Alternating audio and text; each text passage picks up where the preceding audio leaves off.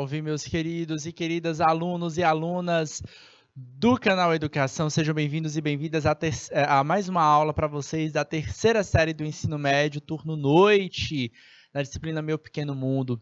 Sou o professor Assis Gualter, estamos juntos nessa jornada. Hoje é uma aula referente ao sábado letivo, tá? Aula de revisão de alguns temas que a gente vem trabalhando aqui com vocês. A gente vai revisar com vocês hoje, tá? A temática ligada a nanoestruturas, tá? Lembrando que nesse mês de setembro a gente está focando com vocês na temática ligada à ciência das materiais, tá? Então a gente já conversou com vocês sobre o aspecto geral dos materiais, tá?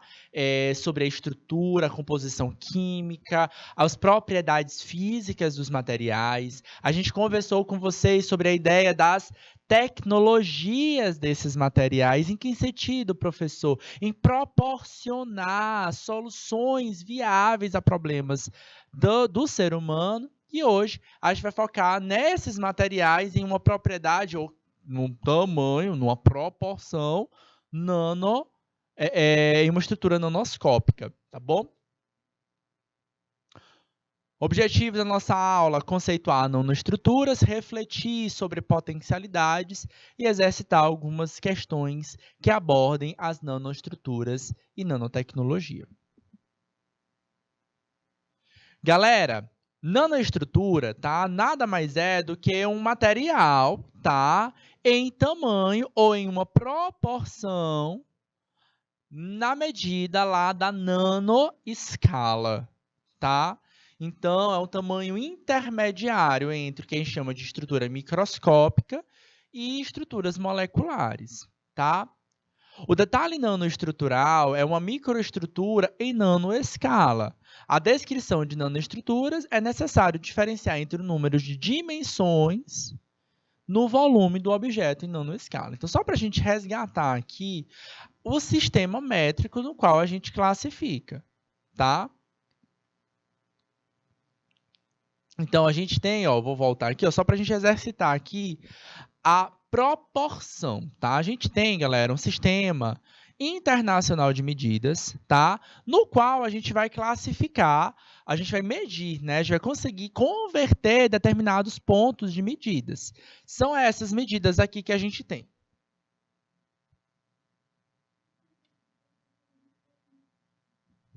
Galera, então, ó, dentro da escala internacional de medidas, nós temos o que a gente chama de sistema métrico, tá? Então, a gente mede medidas como, por exemplo, o tamanho de um livro, o teu tamanho, a distância entre Teresina e Oeiras, Teresina e Uruçuí, tá? Parnaíba e Correntes. A gente vai medindo isso através de um sistema métrico. É claro, meu povo, que para medir o tamanho de um livro, para medir o tamanho da distância entre Parnaíba e Corrente, eu acho que aí a gente tem medidas pouco diferentes, né? Todas elas são medidas em um sistema métrico. E aí, nesse caso, a gente tem o quê? As medidas de conversão. Metro fica ao centro. E aí a gente vai ter, ó, decímetro, centímetro, milímetro.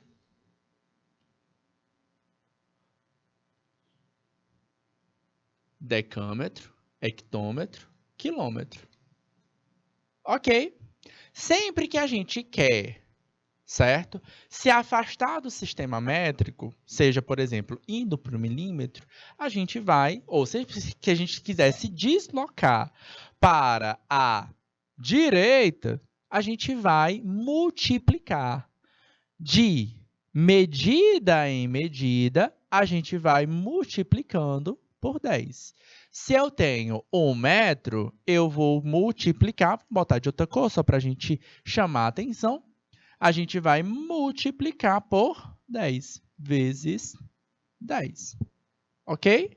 Se eu quero sair de dm, decímetro, para centímetro, eu multiplico de novo por 10.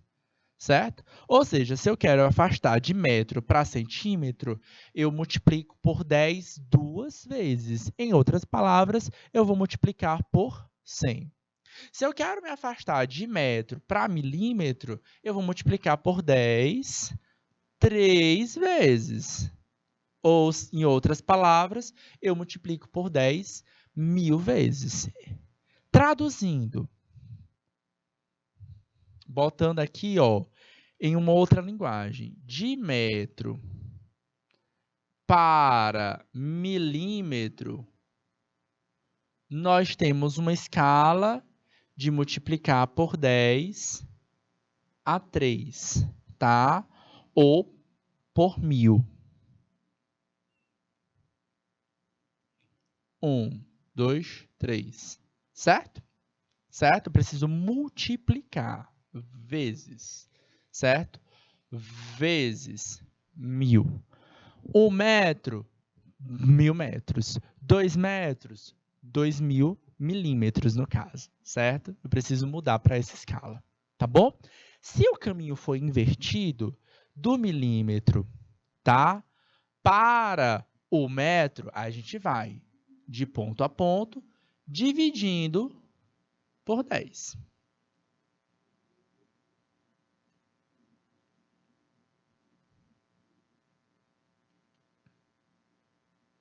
Assim também, galera, lá para quilômetro, para hectômetro e para decâmetro.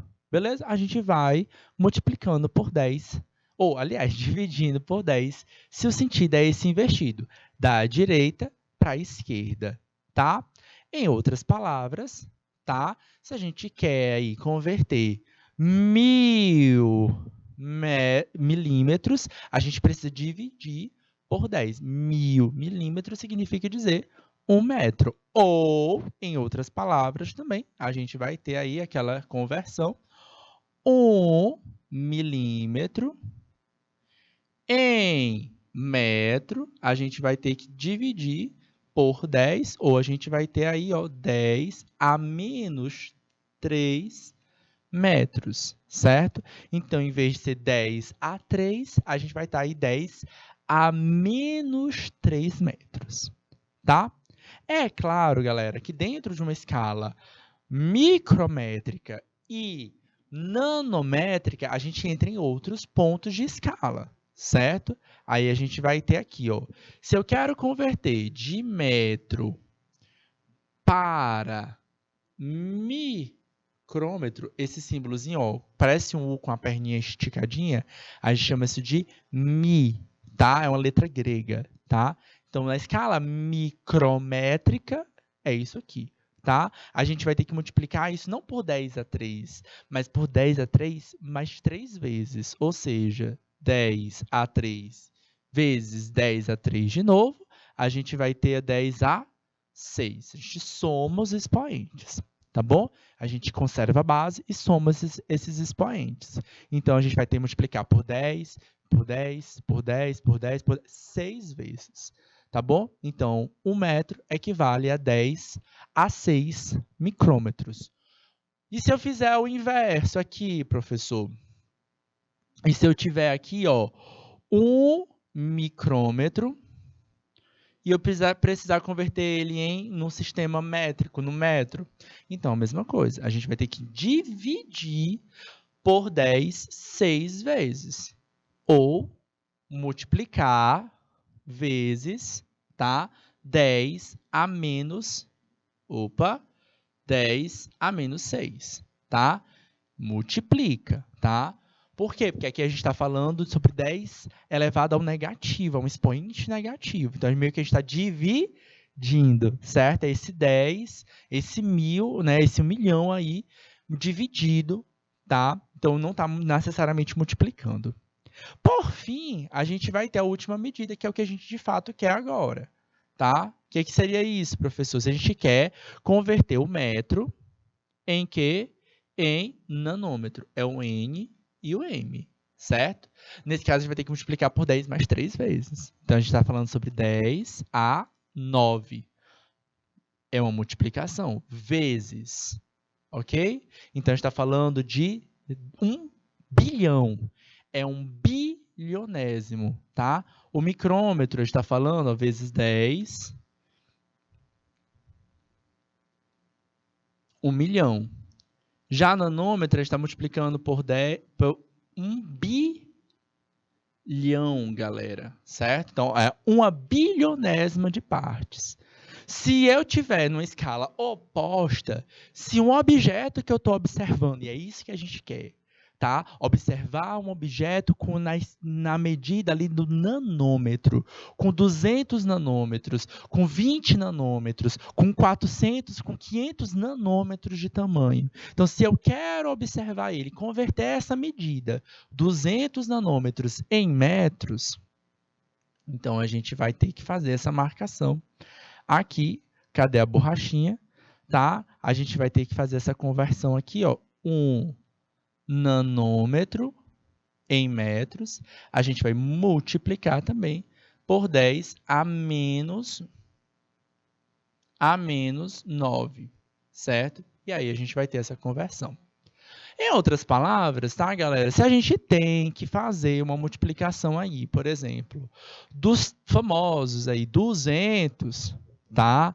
Nanômetros, e eu quiser converter ele aí para os metros, tá? Então, a gente já está falando aí de cerca de 200 vezes 10 a menos 9 metros, tá? Tá, beleza. Tem esses 200, eu posso tirar 2 zeros, tá? Então, a gente está falando, se eu estivesse convertendo aí, traduzindo ao pé da letra, uma estrutura que mede aí, vamos botar aqui na prática, tá? Se eu tivesse uma estrutura que mede 200 nanômetros e eu quisesse converter isso dentro da escala métrica, tá? No metro, quantos metros isso teria? Eu teria que dividir, pegar esses 200 e dividir por 10 a 9, tá? Ou dividir por, multiplicá-lo por 10 a menos 9, tá? Poderia cortar a parte desses 2 zeros, a gente teria aí mais ou menos o quê? 2 vezes 10 a menos 7 metros, certo? A gente pode converter isso ainda em centímetros, em milímetros, consequentemente também, tá? Então, por exemplo, para milímetros, né, a gente teria aí o quê? 10, a gente teria 2 vezes 10 a menos 5 centímetros e 2 vezes 10 a menos 4 milímetros, certo? Nanômetros não, milímetros, tá? Então, basicamente, o que eu fiz aqui? Eu tive que multiplicar, certo? Por 10 a menos 9, cortei esses 2 zeros, por isso estava 10 a menos 9, ficou 10 a menos 7. E aí eu fiz as conversões aqui para centímetro e para milímetro, utilizando essa base que vocês aprendem lá no começo, nas primeiras aulas de física, para converter um grupo a outro. A maioria das estruturas, das nanoestruturas que a gente trabalha, né, que é trabalhado pela engenharia dos materiais, vai estar mais ou menos dentro dessa escala que a gente considera aí o sistema nanométrico. Beleza? E aí a gente tem uma imagem aí, ó, dos representantes dentro da sua escala nanométrica. Olha lá, por exemplo, todos os representantes estão aí em nanômetros, tá? Por exemplo, o bebê, a criança aqui, ó. A criança, ela está sendo representada para a gente, ó, com uma escala, ó, de 10 a 9, tá? Então, é uma pessoa, tá? Um bebezinho aqui, ó, medindo 1 vezes 10 a 9 nanômetros. Em outras palavras, isso significa o quê? 1 metro. Ok? A gente está falando de uma pessoa aí com cerca aí de 1 metro de tamanho. Tá bom? Uma formiga aí, ó, 10 a 7, tá? Então, 10 a 7 aí é 0,01 metro, ou aí cerca de 1 centímetro. 10, então aqui está falando, ó, de 0,01 metro ou 1 centímetro. É mais ou menos o tamanho aí dessa formiga. Tudo isso aí está dentro do nosso campo de visão. O cabelo, na escala ainda milimétrica, está conseguindo enxergar mais ou menos o tamanho do fio, tá? Pequenininho, tá? Agora, quando a gente chega aqui, ó, nas células da bactéria e nas células sanguíneas, a gente chega aqui na escala do que a gente consideraria a escala micrométrica, tá? A gente não enxerga isso ao nosso olho, a gente precisa de um intermediário. Quem é esse intermediário? É o microscópio, tá? A gente já teve aulas aqui na nossa disciplina Meu Pequeno Mundo para trabalhar quem? Os indivíduos, a escala, os microscópios. O microscópio de luz, aquele que utiliza a luz para ampliar o tamanho dos objetos, e o microscópio eletrônico. A gente explicou para vocês como é que funciona cada um deles, tá? E o tanto que eles aumentam dentro da escala métrica, ok? Lá na outra ponta, a gente tem as nossas moléculas, tá? Então, aqui, ó, DNA, proteína, nananã, são as nossas estruturas moleculares, tá? A estrutura das nanopartículas estão aqui, ó, de 100 a 200 nanômetros, certo? Aqui, galera, a gente tem o que chama de, por exemplo, nanopartícula de prata, tá? Então, modificações moleculares de compostos a nível nanomolecular, certo? Então, por exemplo, a gente tem partículas de prata que estariam na natureza de um modo geral, certo? Disponíveis para a gente, para a utilização de ligas metálicas, criações, por exemplo, de materiais preciosos, né? Semijoias, joias, por aí. A gente vai reduzir essa partícula a estruturas nanométricas e a gente pode associar ela a outras moléculas, como a gente vai acompanhar nas próximas aulas, tá? Então, as nanopartículas de prata, por exemplo, são partículas modificadas que utilizam um elemento químico chamado prata. A gente acompanha lá, ó, nanopartículas de prata.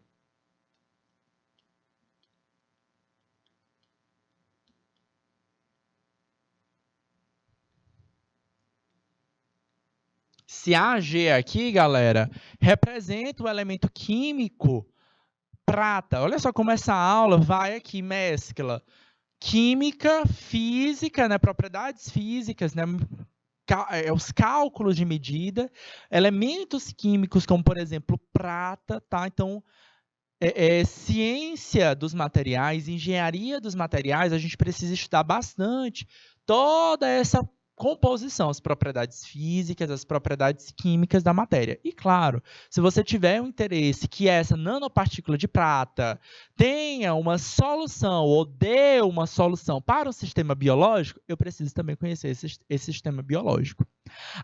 As nanopartículas de prata, por exemplo, galera, elas auxiliam demais na interlocução ou na associação desse composto, porque essa prata, galera, eu vou ter vários átomos de prata agregados, tá? Através de uma ligação metálica, tá? E eles vão agregar também, vão se ligar a outros compostos moleculares, tá? Facilitando, por exemplo, a entrada de algum composto químico, podendo auxiliar, por exemplo, na destruição de um patógeno, certo? Ou no auxílio no ingresso de algum medicamento, por exemplo, para alguma célula, algum tratamento a nível nanomolecular, certo? Então, são as tendências aí, por exemplo, da medicina que utilizam essa estrutura em nanoescala. Outras aplicações que a gente vai ter, ó, um dos princípios básicos da nanotecnologia é a construção de novas estruturas, tá? A partir dos átomos. Foi isso que eu acabei de mostrar para vocês. Então, eu vou ter ligações metálicas de A ao G, tá? Um átomozinho aqui, eu vou ter outro átomo de Ag, eu vou ter outro átomo de Ag, eu vou ter outro átomo de Ag, eu vou ter outro átomo de Ag. O que é isso? É prata.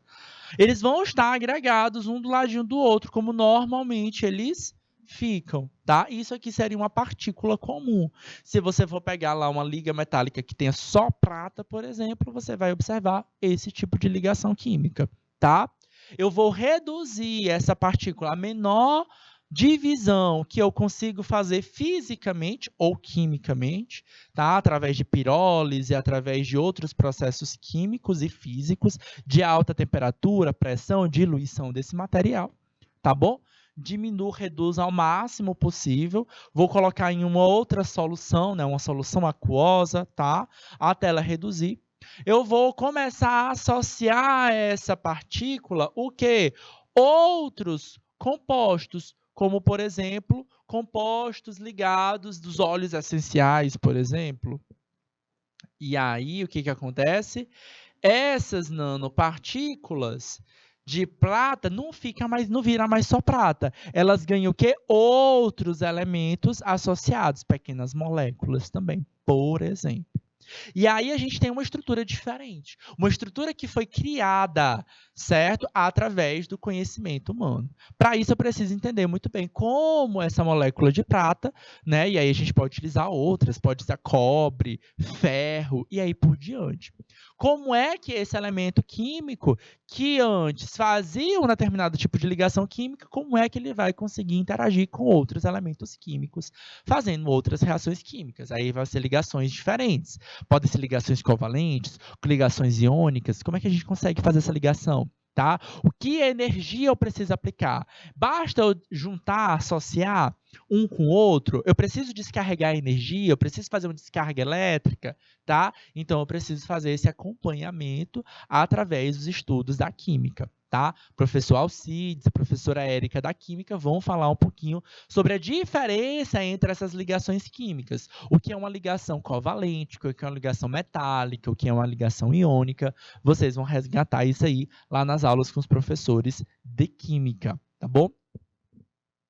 O objetivo é elaborar estruturas estáveis e melhores do que se estivesse em sua forma normal. O que seria a forma normal? Só o Ag, né? Só a prata. Agora a gente tem a prata e a associação com outras estruturas, outros átomos, outras moléculas, tá?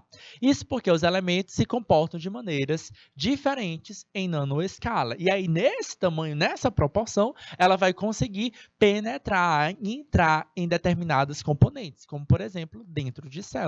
Afinal de contas, a nanoescala é um tamanho inferior ao tamanho de uma célula, tá? Uma célula está em escala nano ou micrométrica. Já a nanoestrutura está numa escala ainda inferior, tá? Mas eu vou deixar essa parte aí de escalas, né, ligadas à biotecnologia para a nossa próxima aula, nossa aula de sexta-feira, tá bom? Vamos ver aqui alguns exemplos dessa nanotecnologia sendo aplicadas a questões ligadas a nanoestruturas do dia a dia, tá? Soluções nanotecnológicas já estão sendo utilizadas em esferas do dia a dia, dentre elas arquitetura, tá? Utilizadas em projetos para minimizar o impacto na construção, otimizar a manutenção e, da mesma forma, utilizar a ação de usuários. Aqui essa imagem aqui só para mostrar para vocês a criação e a formulação de nanotubos, tá? Nanotubo de carbono, tá? Que é uma estrutura molecular, e aí sim, tem muita pesquisa com os nanotubos de carbono, tá? Esses nanotubos de carbono, basicamente, eles vão ser hidratos de carbono, tá? Carbono com hidrogênio, criando cadeias aromáticas, que podem ter uma ou duas ou até 3 camadas, tá? E elas podem ser muito aplicadas, por exemplo, na medicina, tá? A medicina ainda é um pouco controverso, porque esse tubo, muitas vezes, ela pode danificar a estrutura celular, tá? Então, tem muita pesquisa sendo desenvolvida dentro desse campo. Mas só para vocês conseguirem observar aí a ideia da escala de medidas. Olha lá, ó. A primeira escala de medidas que a gente tem aí, ó, a gente está falando de 1 milímetro. O milímetro é igual a quantos nanômetros? Está lá mostrando para a gente. 1 milímetro é igual a 1000 nanômetros. E 1 milímetro é igual a quantos metros? Quem é que lembra para mim aí? Então, vamos lá, lembra lá, volta, 1 milímetro é igual a 10 a menos 3 metros, tá? Então, a gente está falando de 10 a menos 3. Nesse caso, tá? A gente estaria pensando 10 a menos 3 metros, tá?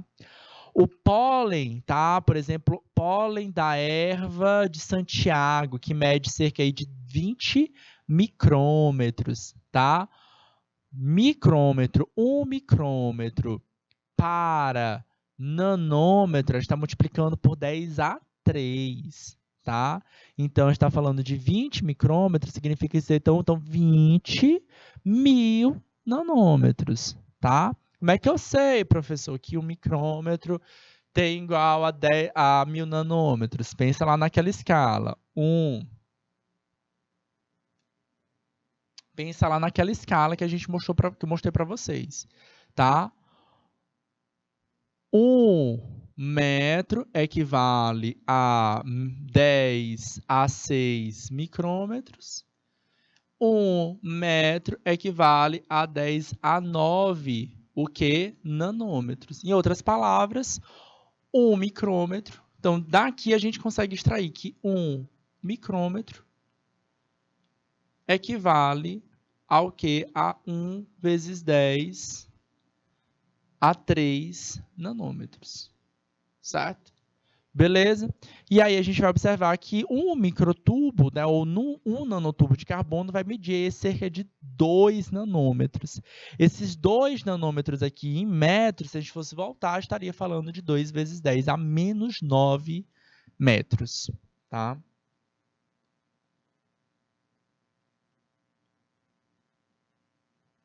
Estou reforçando bastante porque a gente vai fazer umas questõezinhas justamente dentro desse grau aqui de medidas de escala, tá bom? Galera, muitas vezes a gente não vai conseguir enxergar essas nanoestruturas. Os nossos microscópios, mesmo os mais avançados, microscópios eletrônicos, eles vão ter também a sua limitação, tá? Que vai estar em torno ali dos seus quase 1000 micrômetros. Tá? Então, além disso, né, escala nanométrica, a gente vai ter alguns ruídos, algumas linhas, tá? Eu mostrei para vocês, tá, nas aulas de microscópio eletrônico de varredura e de transmissão, imagens do que seria uma membrana celular. Então, a gente quase não consegue enxergar aquela estrutura. A gente vê alguns traços, algumas linhas. Então, mesmo o microscópio eletrônico tem limitação. Então, como é que a gente sabe tudo isso, toda essa ideia? Com base em bons estudos e muitos estudos da química, tá? Então, principalmente da química molecular. E a interação, né, os processos físicos para responder problemas, tá bom? Exemplos aqui, ó, vou passar um pouquinho rápido, eu vou focar mais nas questões com vocês, tá? Mas só para resgatar aqui as ideias. Quando é que a gente estuda, ou quando é que a gente utiliza as estruturas nanométricas? A gente diminui a escala, tá? Existem os padrões maiores e a gente tenta reduzir essa escala ao máximo possível. Tá aí mostrando o NA, que é o computador, o primeiro computador do mundo, e aí ao outro lado a gente tem aí, ó, os novos nanoprocessadores. O NA, que é um computador que ocupava uma sala inteira, tá? Mostrando aí do lado a escala de uma pessoa, do lado do computador, tá? O que é o NA? O que é um computador? Galera, computador basicamente é um banco de dados de informação. E ele guarda informações em sistemas abertos e fechados. Então, um monte de cabo, a imagem está mostrando isso. Um monte de cabo que está conectado. Um está conectado, o outro não está conectado. Tá? Sistema aberto e fechado é o que a gente lê, tá? É a chamada aí,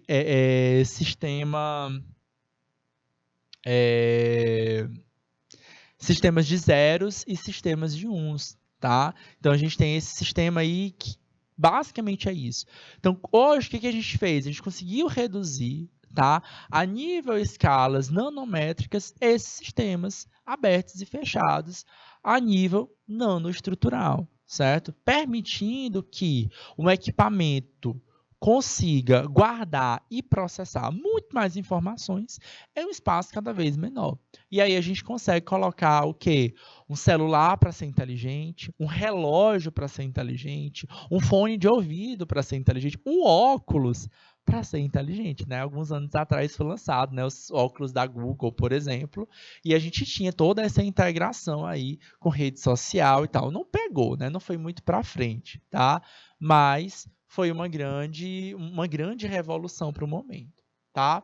A arquitetura com menos nanômetros vai significar mais desempenho para o chip, mais economia de energia, já que a distância entre os elétrons trocados entre eles fica mais curta e é menor,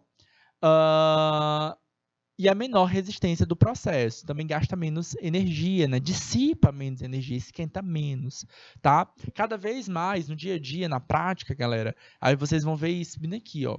Celular que esquenta menos, computador que esquenta menos, tá? Isso é uma melhor eficiência energética dele, tá? Aquele celular que esquenta demais, ele está forçando muito para processar os seus dados, tá?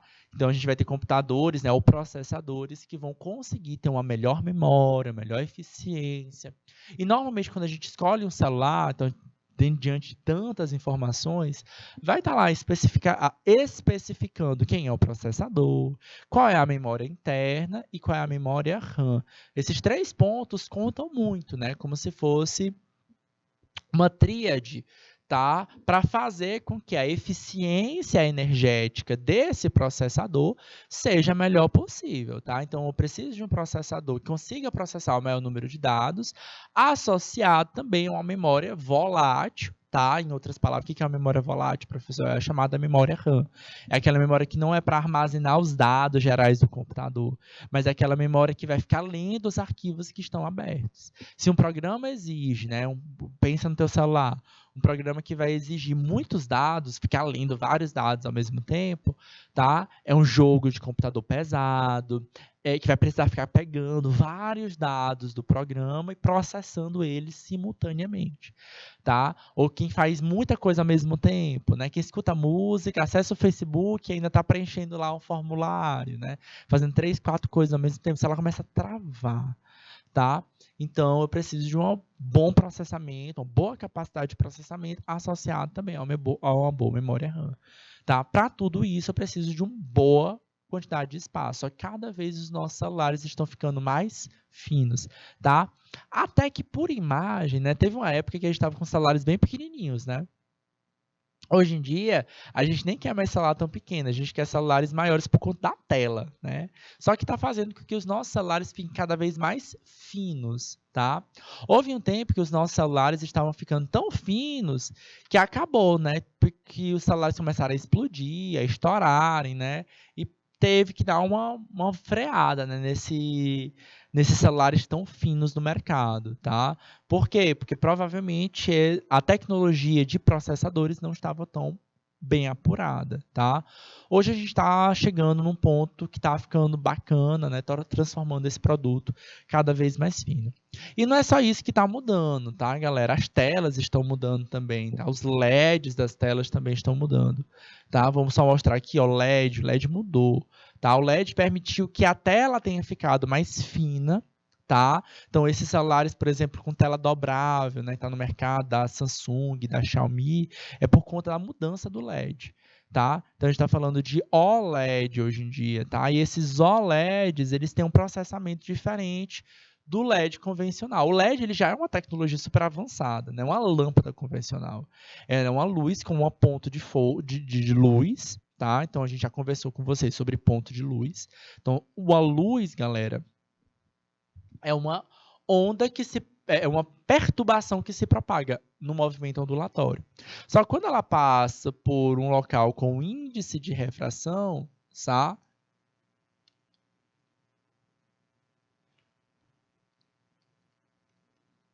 O que acontece com essa luz? Ela vai se dissipar, tá? Então, ela vai para lugares diferentes. É por isso que a nossa imagem, quando a gente enxerga no celular, mesmo a imagem de um céu estrelado, a gente vê meio acinzentado, limitado, porque a luz ela se dissipa por toda a tela, ou pelo menos por todo o LED. Nos atuais LEDs, chamados LEDs ou LED, o índice de refração é pensado, tá, nessa placa, tá? E aí o que que acontece? A gente tem um condensamento. A luz ela fica restrita ao mesmo ponto focal, ao mesmo ponto de luz, tá? Então, há menos dissipação dessa luz, consequentemente, a gente vai enxergar ela bem bonitinha. Na prática, o que que a gente enxerga, galera? A gente enxerga aquela coisa que a gente chama de o preto, eles vendem pra gente assim, o preto é verdadeiramente preto, tá? Então, aqui é uma imagem de LED e aqui é a imagem de OLED. Essa estrelinha aqui é também essa estrelinha aqui. Só que o que acontece é que entre uma estrelinha e outra, a gente não está vendo luz, porque essa luz não está se dissipando. Esse acinzentado que a gente está vendo aqui nessa tela de LED, o que é? É essa luzinha de cada estrelinha que a luz dela que está se dissipando entre os LEDs na tela. No OLED, a gente não vai ver isso. Outra consequência muito importante é porque a tela, como o LED ele é mais fino, ele é menor, a tela consegue ser mais fina e mais flexível. Então, boa parte das telas no mercado que utilizam a tecnologia do LED, do AMOLED, do Super AMOLED, tudo é a mesma coisa, tá? Mudando um pouquinho da tecnologia. Tá?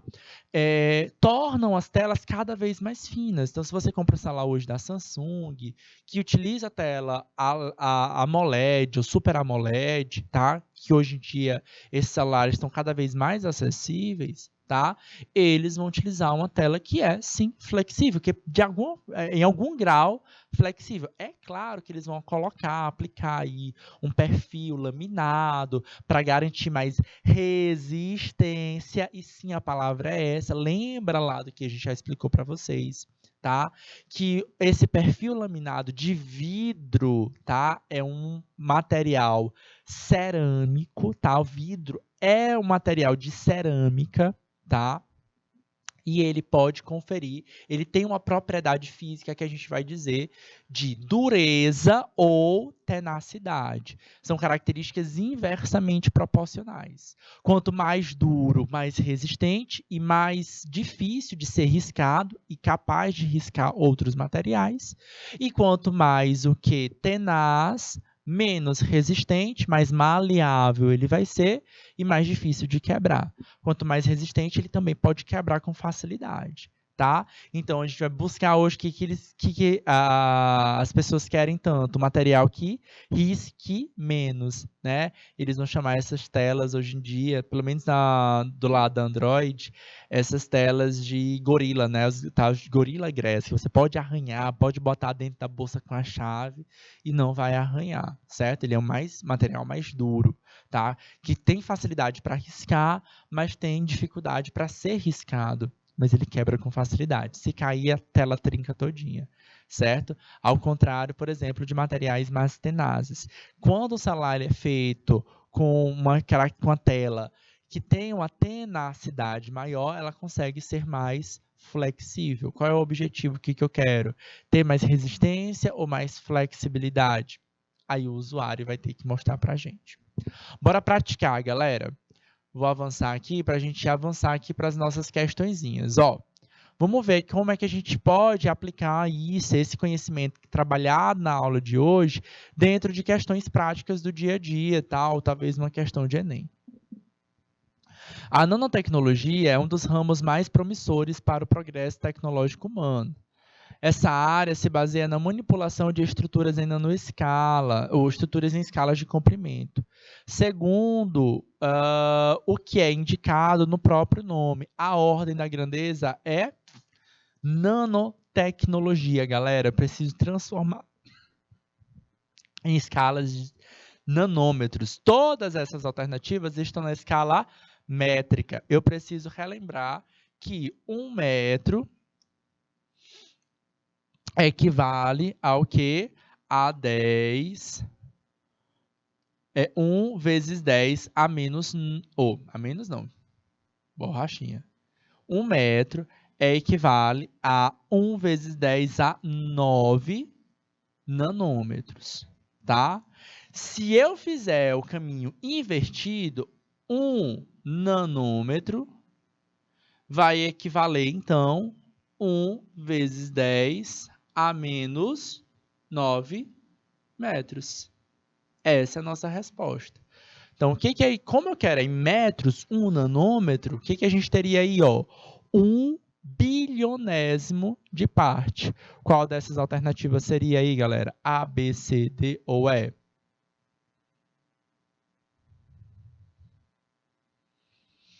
Então, aí, galera, a gente teria que contar aí, basicamente, quantos zeros essa vírgula precisaria se deslocar para a direita, tá? Então, 1, 2, 3, 4, 5, 6, 7, 8, 9, certo?